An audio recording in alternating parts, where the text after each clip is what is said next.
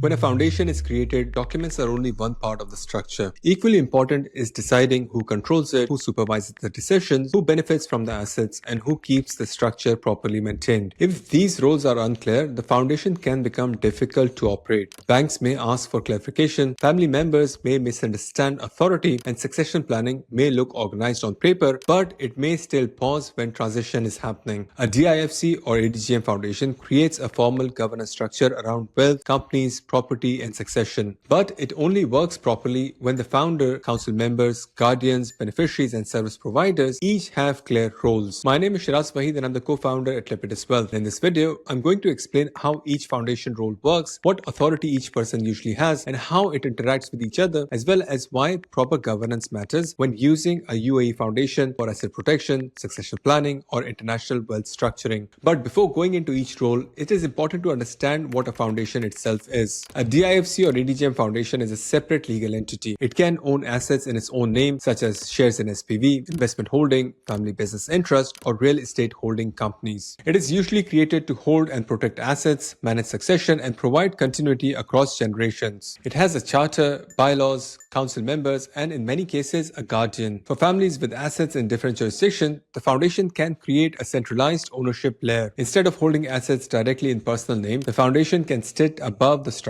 and provide continuity if the founder passes away, loses capacity, or transfers control over time. The foundation helps bring governance into one framework, but each role must be designed carefully. Now let's start with the first role of the founder. The founder is the person who establishes the foundation. This is usually the family principal, business owner, investor, or person transferring assets into the structure. The founder signs the constitutional documents and sets the original purpose of the foundation. That purpose may include holding family wealth, managing succession, owning shares in companies, preserving assets, supporting beneficiaries, or carrying out private wealth objectives. In many structures, the founder may also reserve certain powers. For example, the founder may retain the ability to appoint or remove council members, amend parts of the bylaws, approve major asset transfers, or guide on how the foundation operates during their lifetime. This must be handled carefully because if the founder keeps too much control, the structure may look too personal. If the founder gives away control too early, they may lose practical influence over important decisions.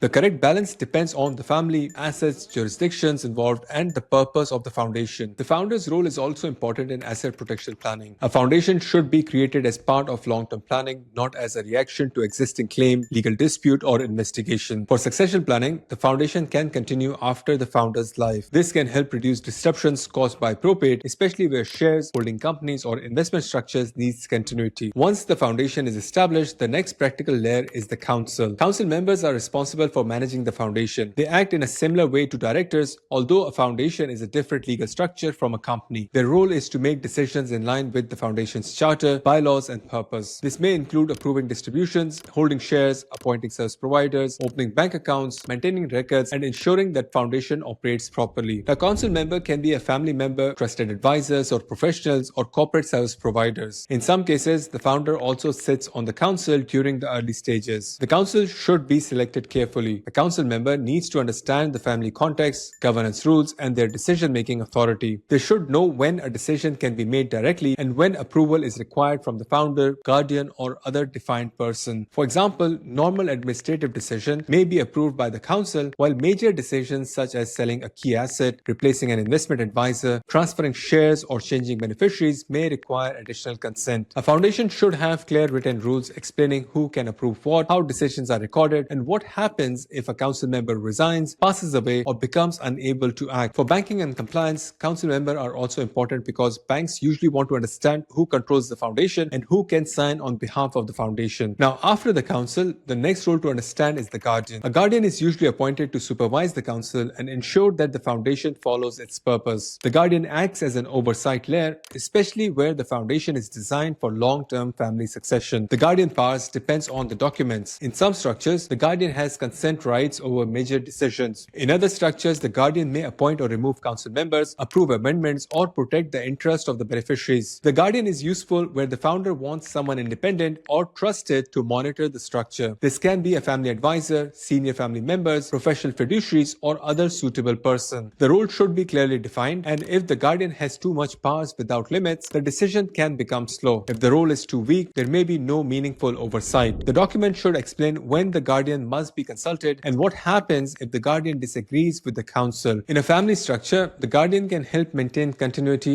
after the founder's lifetime, while still allowing the council to make practical decisions. This is especially useful where beneficiaries are young, live in different countries, or are not expected to manage assets directly. Now, the next role is beneficiaries. Beneficiaries are the people or classes of people who may benefit from the foundation. This may include family members, future generations, charitable causes, or other defined persons. Being a beneficiary does not automatically mean having control over the foundation. A beneficiary may have an economic interest, a potential entitlement, or the right to be considered for distributions depending on how the documents are drafted. Some foundations are structured with fixed benefits. Others are discretionary, where the council decides when and how benefits are provided, subject to foundation documents. For example, a foundation may allow distribution for education, healthcare, maintenance, business support, or family needs. It may also allow assets to remain inside the structure for long-term preservation rather than being transferred directly to beneficiaries. This can be important for inheritance planning. If assets are held personally, probate may be required when the owner passes away. Probate can delay control, especially where assets sit in multiple jurisdictions. Foundation can help maintain continuity because it continues to exist after the founder's death. The tax treatment must still be reviewed carefully. Domicile, residency, asset location, and tax rules of each relevant jurisdiction matters. A foundation should be coordinated with tax advice, estate planning, and reporting obligations. The next role to discuss is a registered agent or a corporate service provider, also known as CSP. They help with the administration and setup of the foundation. In ADGM and DIFC, registered agent or qualified service provider may be involved depending on the structure and regulatory requirements. Their role is usually administrative and compliance related. They may assist with incorporation, registered office, filings, record keeping, and annual renewals, as well as document preparation and liaison with the relevant registry. A good CSP helps keep the foundation in good standing. They do not replace legal, tax, or investment advice, but they are important for practical operation of the structure. For example, if a council member changes, the CSP may help file the required updates. If the foundation needs annual renewal, they monitor deadlines. If the banks ask for constitutional documents or confirmation of authority, the CSP can help provide the relevant records. For international families, the CSP also helps coordinate across advisors. The foundation may be in DIFC or ADGM, the SPV may hold assets, the bank accounts may be elsewhere, and family members may be tax resident in different countries. Dubai's role should be understood clearly. DIFC and ADGM are structured, regulated, and globally recognized financial centers. They are used for governance, succession, and holding assets in transparent framework rather than secrecy-based offshore planning. Once these roles are understood, the main point is how do they work together. A foundation works best when the authority is led properly. The founder creates the structure and defines the framework. The council manages the foundation. The guardian supervises key decisions where required. The beneficiaries receive benefits according to the rules, and the CSP support administration and compliance. Each role should be connected through the charter and bylaws. These documents should explain the foundation's purpose, who has authority, how decisions are made, who can approve changes, and how beneficiaries are treated, and what happens when someone can no longer act. Many problems come from unclear drafting. The founder may want to retain control but also want asset protection. The council may be appointed but given unclear powers. The guardian may be named but without a clear approval role. Beneficiaries may expect direct access even though the foundation is designed for long-term preservation. These issues can be reduced at the planning stage. Before setting up the foundation, you should decide what assets will be held, who should control the structure, whether family members should sit at the council, whether an independent guardian is needed, and how distributions should be handled. You should also decide how the foundation connects with other structures. In many cases, the foundation owns an SPV, and the SPV may hold real estate, company shares, investment accounts, or other assets. This can help separate ownership, administration, and liability layers. For cross-border families, coordination is important. A UAE foundation may solve governance and succession issues, but foreign assets may still be affected by local laws. Real estate, company shares, forced heirship rules, probate rules, and bank requirements should be reviewed in each relevant jurisdiction. The aim is to create a structure that works legally and practically. It should be understandable to the family, acceptable to the banks, compliant with the registries, and aligned with families' long-term intentions. A foundation is strongest when each person knows their role before a difficult thing happens. The founder should should know what control is retained, the counsel should know what decision it can make, and the guardian should know when to intervene, as well as beneficiaries should understand how benefits are accessed, and the CSPs should keep the structure in good standing. When all of these roles are aligned, the foundation can support asset protection, succession planning, family governance, and continuity in more organized way. So if you want our help and would like to explore whether a family foundation or a trust structure in Dubai or any other offshore jurisdiction can suit your situation, you can request a personalized asset protection plan by clicking the link in the description below. That's it for today, and I will see you in the next video.